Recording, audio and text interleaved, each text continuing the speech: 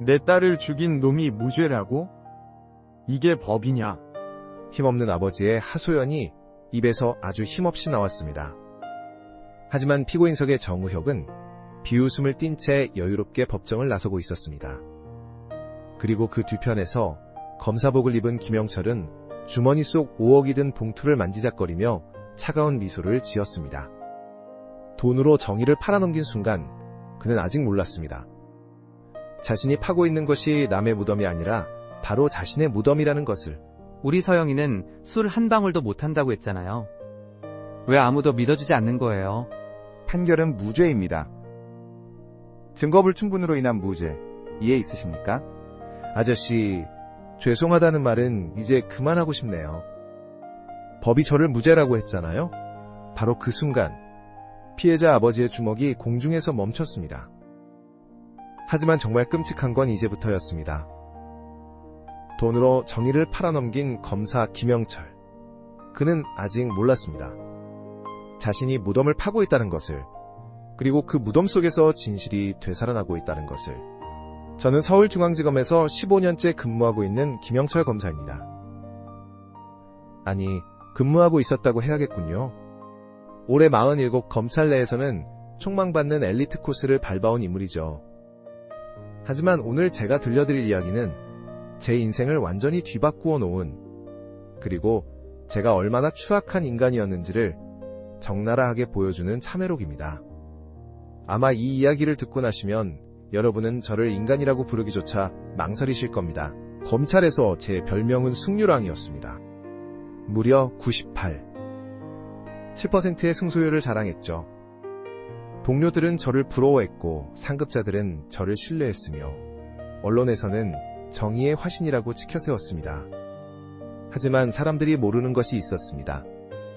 제가 이긴 사건들 중 절반 이상이 돈으로 매수된 승리였다는 것을요.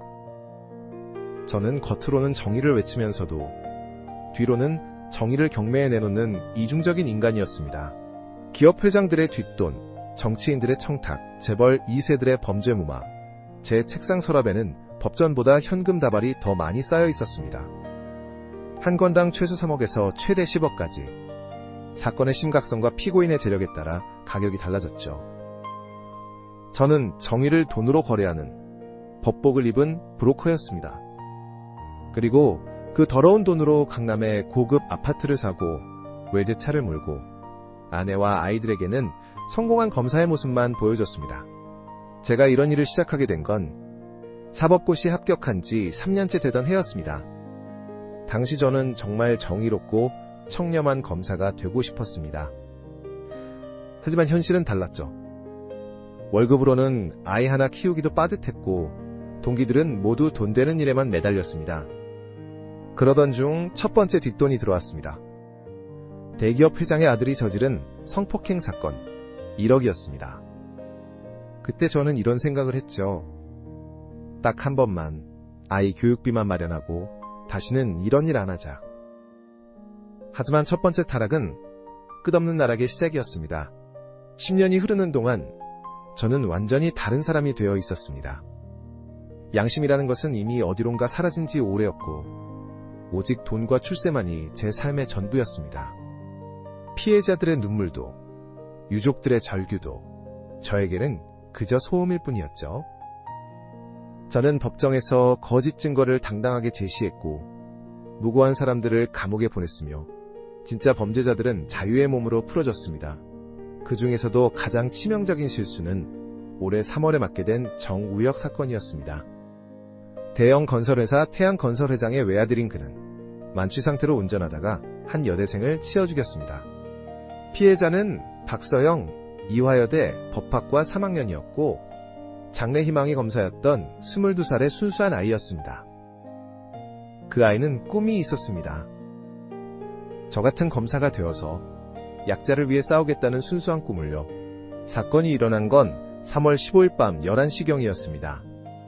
정우혁은 강남의 한 클럽에서 술을 마신 후 혈중 알코올 농도 15%의 만취 상태로 운전대를 잡았습니다.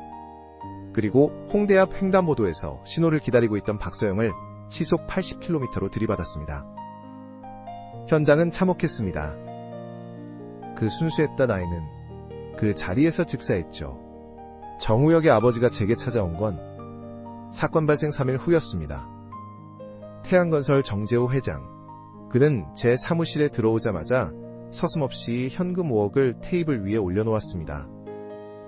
돈다발들이 책상을 가득 메우는 모습을 저는 지금도 선명하게 기억합니다.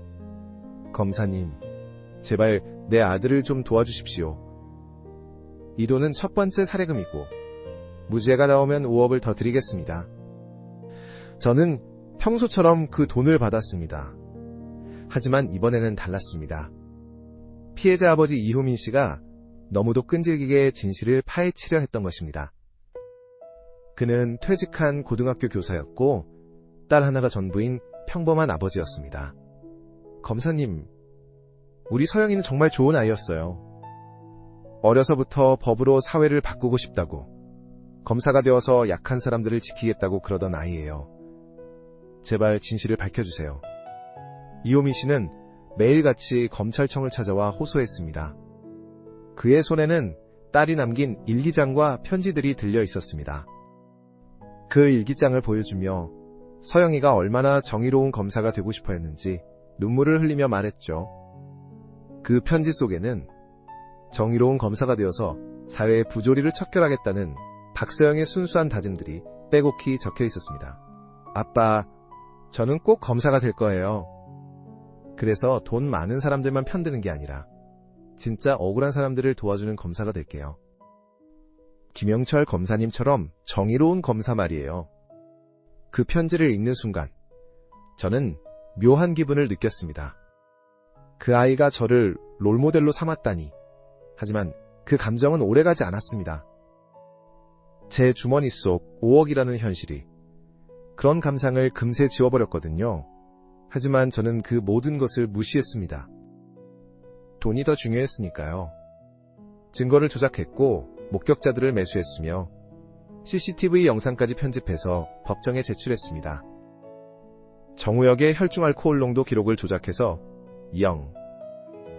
5%로 낮췄고 사고 당시 그가 핸드폰을 보고 있었다는 CCTV는 삭제했습니다. 심지어 박서영이 무단횡단을 했다는 거짓 증언까지 만들어냈죠. 법정에서의 첫 공판. 저는 당당하게 거짓말을 늘어놓았습니다. 피고인 정우혁은 법정 음주 기준치를 밑도는 상태였으며 피해자의 갑작스러운 무단횡단으로 인한 불가피한 사고였습니다. 하지만 이효민 씨는 포기하지 않았습니다. 그는 사적으로 조사를 벌였고 그날 밤 정우혁과 함께 있었던 사람들을 하나하나 찾아다녔습니다. 클럽 직원들의 증언을 모았고 정우혁이 얼마나 많이 마셨는지 정확히 파악했습니다. 심지어 그는 정우혁의 SNS까지 뒤져서 그가 평소 음주운전을 일삼았다는 증거들까지 수집했죠.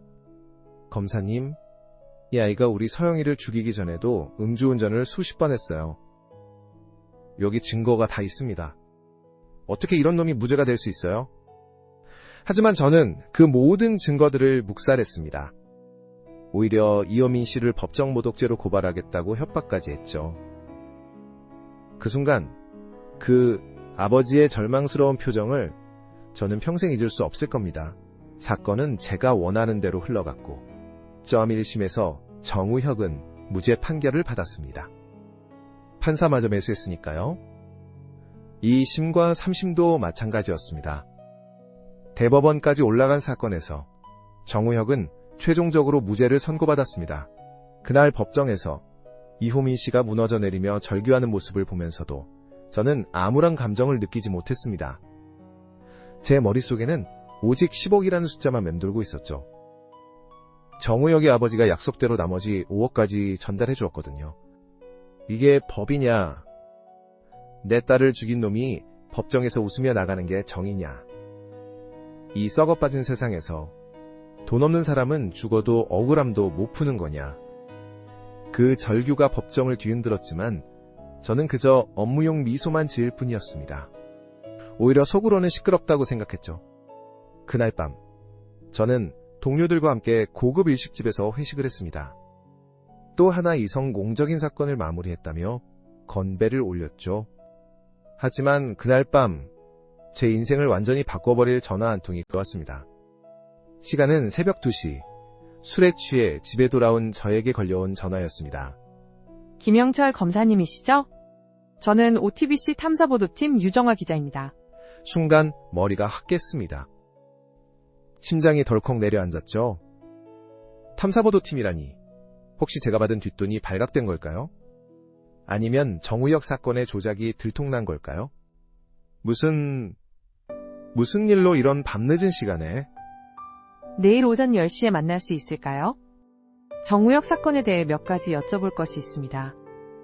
그리고 검사님이 받으신 돈에 대해서도요. 전화가 끊어진 후 저는 한동안 멍하니 서 있었습니다. 온몸이 차가워졌고 손이 덜덜 떨렸죠. 그들이 정확히 무엇을 알고 있는지는 모르겠지만 분명 심상치 않은 상황이었습니다. 그날 밤 저는 한숨도 잘 수 없었습니다. 뇌리에서 박서영 아버지의 절규가 계속 맴돌았고 10억짜리 돈다발을 볼 때마다 손이 떨렸습니다. 새벽에 일어나서 거울을 봤는데 그 속에는 제가 모르는 낯선 괴물이 서 있었습니다. 다음 날 아침, 유정화 기자와의 만남은 제가 예상했던 것보다 훨씬 더 충격적이었습니다. 카페에서 만난 그녀는 작은 가방에서 두꺼운 파일을 꺼내 책상 위에 올려놓았습니다. 그 안에는 여러 장의 사진과 녹음 파일, 그리고 각종 증거 자료들이 들어있었습니다. 이것들이 무엇인지 아시겠죠? 첫 번째 사진을 보는 순간 저는 숨이 막혔습니다. 사진 속에는 제가 태양건설 회장실에서 정재호 회장으로부터 돈을 받는 장면이 생생하게 담겨 있었습니다. 두 번째 사진에는 제가 증거를 조작하라고 지시하는 모습이, 세 번째 사진에는 제가 위증을 하라고 목격자를 회유하는 장면까지. 이게 대체 어떻게? 녹음 파일도 들어보시죠. 유정화 기자가 재생 버튼을 누르자 제 목소리가 또렷하게 흘러나왔습니다. CCTV는 완전히 삭제. 그리고 혈중 알코올 농도 수치도 0. 5%로 조작하고 목격자 김씨에게는 5천만 원 줄 테니까 박서영이 무단 횡단했다고 증언하라고 해. 제 자신의 목소리를 듣는 순간 온몸에 소름이 돋았습니다. 이런 대화가 녹음되어 있다니 도대체 누가 이런 걸? 누가 이런 걸? 박서영 양의 아버지 이호민 씨입니다. 딸의 억울함을 풀기 위해 6개월 동안 검사님을 미행하며 모든 증거를 수집하셨어요. 그 순간 저는 모든 것이 무너져 내리는 것을 느꼈습니다. 제가 그토록 무시했던 그 초라한 아버지가 조용히 그러나 치밀하게 저의 모든 범죄를 기록해온 것이었습니다. 퇴직한 교사답게 정말 꼼꼼하고 체계적으로 증거를 모아온 거죠. 이호민 씨는 딸이 죽은 후 6개월 동안 잠도 제대로 못 자면서 검사님의 일거수일투족을 추적했어요. 언제 누구를 만나는지, 어디서 돈을 받는지, 어떻게 증거를 조작하는지 모든 걸 기록했습니다. 유정화 기자는 더 많은 증거들을 보여줬습니다. 제가 다른 사건들에서도 뒷돈을 받았다는 증거, 증거 조작을 일삼았다는 증거, 심지어 제 비자금 계좌까지 모두 파악되어 있었습니다. 검사님이 지난 10년간 받은 뒷돈은 총 180억 원, 조작한 사건은 47건, 그로 인해 억울하게 감옥에 간 사람들이 23명, 제대로 처벌받지 못한 진짜 범죄자들이 31명입니다. 숫자로만 들어도 끔찍했습니다. 하지만 그 숫자 뒤에 숨겨진 사람들의 아픔과 절망은 상상조차 할 수 없을 정도로 깊고 어두웠죠. 내일 저녁 9시 메인 뉴스에서 이 내용이 모두 공개됩니다. 그 전에 검사님이 자백하신다면 처벌이 조금이라도 가벼워질 수 있을 거예요. 하지만 끝까지 부인하신다면 모든 증거가 공개되고 검사님은 더욱 큰 파멸을 맞게 될 겁니다. 유정화 기자가 떠난 후 저는 사무실에 혼자 앉아 있었습니다. 책상 위에 놓인 법전을 바라보며 제가 그동안 얼마나 추악한 일들을 저질렀는지 처음으로 제대로 깨달았습니다. 그 법전 위에는 박서영이 제게 보낸 편지가 놓여 있었죠. 존경하는 김영철 검사님, 저는 검사님처럼 정의로운 검사가 되고 싶습니다. 돈과 권력에 굴복하지 않고 오직 진실과 정의만을 추구하는 검사가 되겠습니다. 그 편지를 읽으며 저는 처음으로 눈물을 흘렸습니다. 제가 그 순수한 아이의 꿈을 짓밟았다는 사실이 가슴을 도려내는 것처럼 아팠습니다. 정우혁 사건만이 아니었습니다. 지난 10년간 제가 돈으로 무죄 판결을 내린 사건들이 수십 건에 달했습니다. 성폭행범들, 살인자들, 사기꾼들, 그들은 모두 제 손을 거쳐 자유의 몸이 되었고 그들의 피해자들은 억울함을 품은 채 절망 속에서 살아가고 있었죠. 특히 기억에 남는 사건이 있었습니다. 3년 전 한 대기업 회장의 아들이 여직원을 성폭행한 사건이었습니다. 피해자는 25살의 신입사원이었고 그 사건으로 인해 정신적 트라우마를 겪으며 결국 자살을 시도하기까지 했죠. 하지만 저는 3억을 받고 그 사건을 무마시켰습니다. 피해자의 과거를 들춰내어 그녀를 가해자로 몰았고 결국 그 여성은 회사를 그만두고 고향으로 내려가야 했습니다. 그리고 5년 전 음주운전으로 초등학생 3명을 치어 죽인 재벌 3세의 사건도 있었습니다. 그때도 저는 5억을 받고 사건을 조작했죠. 아이들의 부모들이 매일 검찰청 앞에서 무릎을 꿇고 호소했지만 저는 그들을 외면했습니다. 결국 그 재벌 3세는 집행유예로 풀려났고 아이들의 부모들은 절망 속에서 가정이 파탄났죠. 그 모든 피해자들과 유족들의 원망이 저를 향해 화살처럼 날아오는 것 같았습니다. 제가 그동안 얼마나 많은 사람들의 인생을 파괴했는지, 얼마나 많은 가정을 무너뜨렸는지 이제야 깨달을 수 있었습니다. 그날 저녁, 저는 이호민 씨를 찾아갔습니다. 작은 원룸에서 혼자 살고 있는 그는 딸의 사진 앞에서 매일 제사를 지내고 있었습니다. 방 전체가 박서영의 추억으로 가득했죠. 상장들, 일기장들, 법학 서적들, 그리고 검사가 되겠다고 다짐한 편지들. 검사님, 왜 이런 곳까지? 이호민 씨는 저를 보고 깜짝 놀랐습니다. 하지만 그 눈빛에는 여전히 원망과 분노가 가득했죠. 죄송합니다. 저는 그의 앞에 무릎을 꿇었습니다. 평생 고개 한번 숙인 적 없던 제가 그 아버지 앞에서 오열하며 빌었습니다. 정말 죄송합니다. 제가 괴물이었습니다. 돈에 눈이 멀어서 당신 딸의 억울함을 묻어버렸습니다. 용서해주세요. 하지만 이호민 씨는 차가운 목소리로 말했습니다. 용서?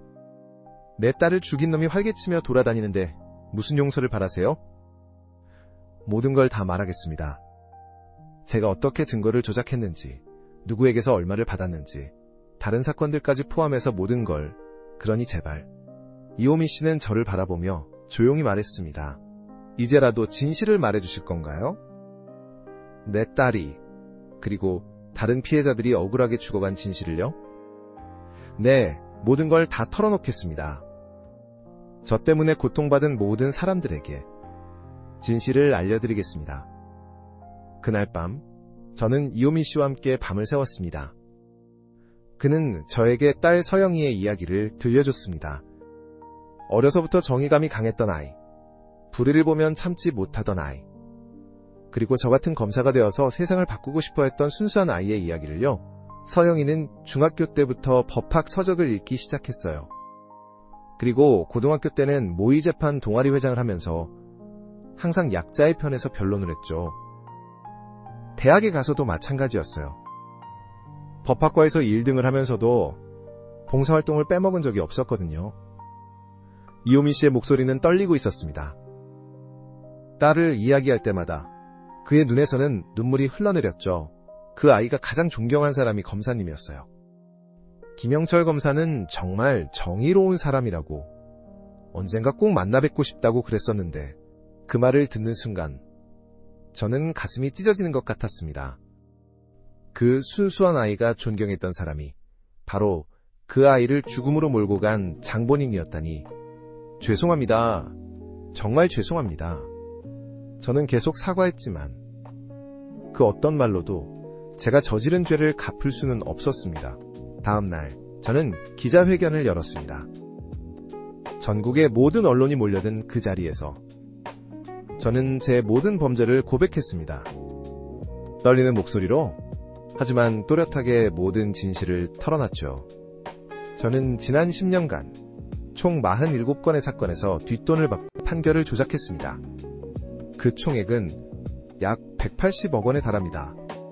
그리고 정우혁 사건에서도 5억을 받고 모든 증거를 조작했습니다. 기자의 견장이 아수라장이 되었습니다. 기자들은 미친 듯이 질문을 쏟아냈고 카메라 플래시가 정신없이 터졌죠. 하지만 저는 끝까지 모든 것을 다 털어놨습니다. 정우혁 사건의 진실을 말씀드리겠습니다. 정우혁은 혈중 알코올 농도 0, 15%의 만취 상태였고 사고 당시 핸드폰으로 게임을 하고 있었습니다. 그리고 가장 충격적인 것은 이것이 단순한 사고가 아니라는 점입니다. 기자회견장이 조용해졌습니다. 모든 사람들이 숨을 죽이고 제 다음 말을 기다렸죠. 정우혁은 박서영 양을 우연히 친 것이 아닙니다. SNS에서 만난 후 만남을 거부당하자 고의로 차량으로 들이받았습니다. 이것은 계획적인 살인이었습니다. 그 순간 기자회견장이 완전히 뒤집어졌습니다. 기자들은 믿을 수 없다는 표정으로 저를 바라봤고 저는 계속해서 모든 증거를 공개했습니다. 정우혁의 핸드폰에는 박서영 양을 스토킹한 기록이 남아있습니다. 그리고 사고 직전 그는 친구에게 오늘 그녀를 처리하겠다는 문자를 보냈습니다. 하지만 저는 이 모든 증거를 은폐했습니다. 돈 때문에. 그 충격적인 진실이 공개되자 온 나라가 들끓었습니다. 정우혁은 즉시 긴급 체포됐고 재수사가 시작됐죠. 그리고 저는 검사복을 벗고 수갑을 찬 채 구치소로 향했습니다. 구치소에서의 첫날 밤, 저는 오랜만에 깊은 잠에 빠져들 수 있었습니다. 15년 만에 돈 걱정 없이, 양심의 가책 없이 편안하게 잠들 수 있었던 것입니다.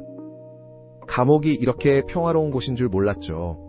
재판은 신속하게 진행됐습니다. 제가 모든 것을 자백했기 때문에 변호할 여지가 없었거든요.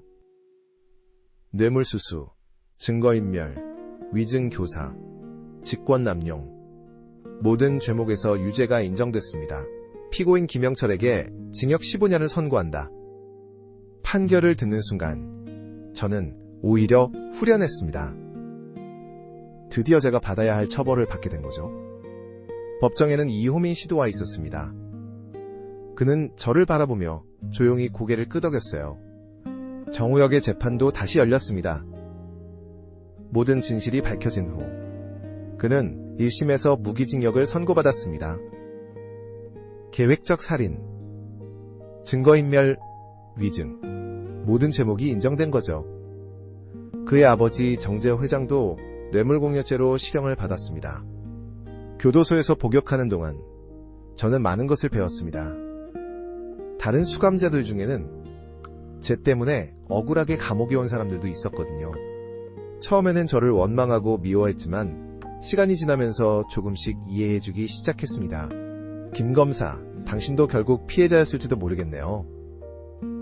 이 썩은 시스템에 한 수감자가 제게 그런 말을 했을 때 저는 고개를 저었습니다. 아니에요. 저는 가해자였습니다.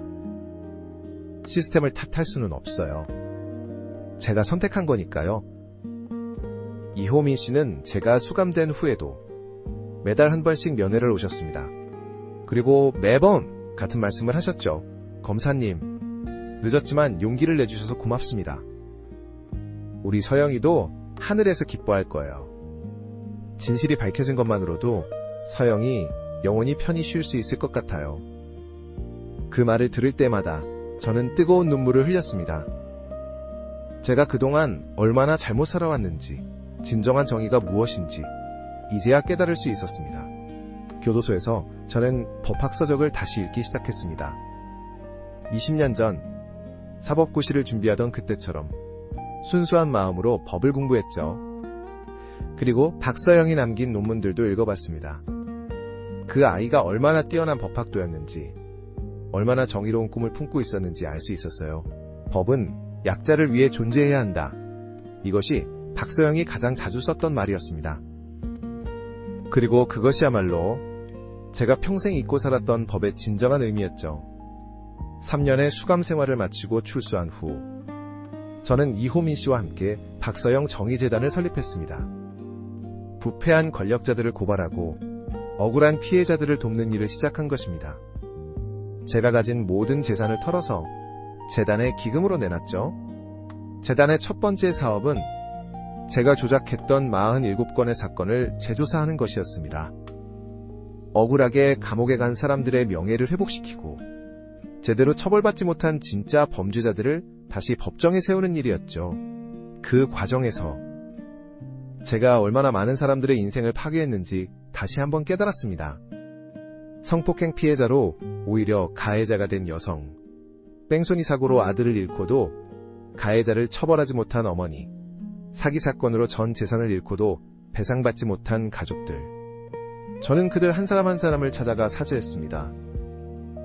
어떤 사람들은 저를 용서해줬지만 어떤 사람들은 끝까지 저를 원망했죠. 그래도 괜찮았습니다. 제가 받아야 할 당연한 응보였으니까요. 재단 사무실 벽에는 박서영의 사진과 함께 그녀가 남긴 글이 걸려 있습니다. 정의는 돈으로 살 수 없는 것. 하지만 양심으로는 지킬 수 있는 것. 그 글을 볼 때마다 저는 다시 한번 다짐합니다. 남은 인생은 제가 파괴했던 정의를 다시 세우는 데 바치겠다고. 그리고 박서영 같은 아이들이 꿈꾸는 세상을 만드는데 모든 것을 걸겠다고. 지금도 저는 매일 아침 박서영의 사진 앞에서 참회의 기도를 올립니다. 그리고 하루하루 속죄의 마음으로 살아가고 있습니다. 제가 저지른 죄는 평생 갚아도 부족하겠지만 그래도 멈추지 않을 겁니다. 가끔 길에서 젊은 법학도들을 만날 때가 있습니다. 그들의 순수한 눈빛을 보면 박서영이 떠오르죠. 그리고 그들에게 말해줍니다. 법은 돈이나 권력을 위한 수단이 아니라 정의를 실현하는 도구라는 것을 절대 잊지 마세요. 어떤 학생들은 제가 누구인지 알아보고 놀라기도 합니다. 하지만 저는 숨지 않습니다. 제 과거를 솔직하게 털어놓고 그들이 저와 같은 실수를 하지 않도록 경고하죠. 제가 바로 돈에 눈이 멀어 정의를 팔아넘긴 사람입니다. 여러분은 절대 저처럼 되지 마세요. 올해로 제가 출소한 지 5년이 됐습니다. 그동안 박서영 정의재단은 수백 명의 억울한 피해자들을 도왔고 수십 명의 부패한 권력자들을 처벌받게 했습니다. 물론 제가 저지른 죄에 비하면 턱없이 부족하지만요. 최근에는 인공지능을 활용한 판결 시스템 개발에도 참여하고 있습니다.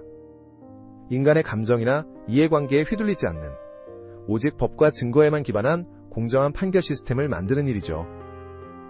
제 같은 부패한 검사가 다시는 나오지 않도록 시스템 자체를 바꾸는 것이 목표입니다. 이호민 씨는 지금도 재단의 이사장으로 활동하고 계십니다. 70이 넘은 나이에도 딸의 뜻을 이어받아 정의 실현에 앞장서고 계시죠.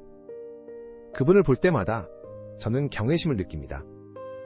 그 어떤 원망도 복수심도 없이 오직 정의만을 추구하는 그분의 모습에서 진정한 용서와 사랑이 무엇인지 배우고 있습니다.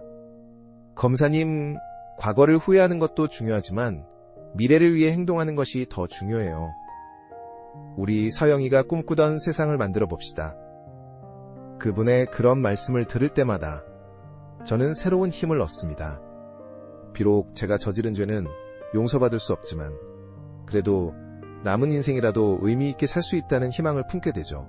정우혁은 지금도 교도소에서 복역 중입니다. 무기징역을 받았지만 모범수로 생활해서 가석방 심사를 받을 수도 있다고 하더군요. 하지만 저는 그가 진정으로 참회하고 있는지 의문입니다. 면회를 갔을 때도 여전히 자신의 잘못을 인정하지 않더군요. 내가 뭘 잘못했다고 돈 주고 무죄 받은 게 내 잘못이야? 검사가 받은 거지. 그런 글을 보면서 저는 제가 얼마나 다행인지 깨닫습니다. 적어도 저는 제 잘못을 인정하고 참여할 수 있으니까요. 요즘 제가 가장 신경 쓰는 일은 젊은 법조인들을 위한 윤리교육입니다. 전국의 로스쿨과 사법연수원을 다니며 제 경험담을 들려주고 있거든요. 처음에는 제 강의를 듣기 싫어하는 학생들도 많았지만 지금은 오히려 찾아오는 사람들이 더 많아졌습니다. 김영철 선생님, 어떻게 하면 유혹에 넘어가지 않을 수 있을까요? 한 학생이 그런 질문을 했을 때 저는 이렇게 대답했습니다. 돈의 유혹보다 사명감의 힘이 더 클 때입니다. 여러분이 왜 법조인이 되려고 하는지 그 초심을 절대 잊지 마세요. 여러분, 제 이야기를 들으시면서 어떤 생각이 드셨나요? 아마 저를 용서할 수 없는 악인이라고 생각하실 수도 있을 것 같습니다. 그래도 괜찮습니다. 저 역시 제 자신을 용서하지 않고 있으니까요. 하지만 한 가지만은 꼭 기억해 주셨으면 합니다. 돈은 순간을 바꿀 수 있지만 영혼의 무게는 영원히 속일 수 없다는 것을요. 제가 그 무거운 대가를 치르며 깨달은 진실입니다. 아무리 큰 돈이라도 한 번 더러워진 양심은 결국 그 주인을 파멸로 이끈다는 것. 권력과 지위가 아무리 높아도 정의를 저버린 자는 결국 모든 것을 잃게 된다는 것. 이것이 제가 평생에 걸쳐 배운 가장 값비싼 교훈입니다. 만약 여러분 중에 지금 어떤 유혹에 흔들리고 계신 분이 있다면 제 이야기를 꼭 기억해 주세요. 그 순간의 이익을 위해 평생의 양심을 팔아넘기지 마세요. 진정한 성공은 돈으로 사는 것이 아니라 양심으로 지키는 것이니까요. 박서영, 그 순수했던 아이의 영혼 앞에서 저는 오늘도 참회의 기도를 올립니다. 그리고 다짐합니다. 비록 늦었지만 이제라도 정의로운 길을 걷겠다고, 그 아이가 꿈꾸던 세상을 만들기 위해 남은 인생을 바치겠다고. 여러분, 정의는 멀리 있는 것이 아닙니다. 바로 여러분의 마음속에 있습니다. 그 마음을 지키시기 바랍니다. 어떤 유혹에도 어떤 위협에도 굴복하지 마시고 오직 옳은 것만을 선택하시기 바랍니다. 오늘 이 이야기가 여러분의 마음에 닿았다면 구독과 좋아요 부탁드립니다. 그리고 혹시 권력과 돈의 유혹에 흔들리고 계신 분이 있다면 제 이야기를 꼭 기억해 주세요. 진정한 승리는 돈으로 사는 것이 아니라 양심으로 지키는 것임을 절대 잊지 마시기 바랍니다.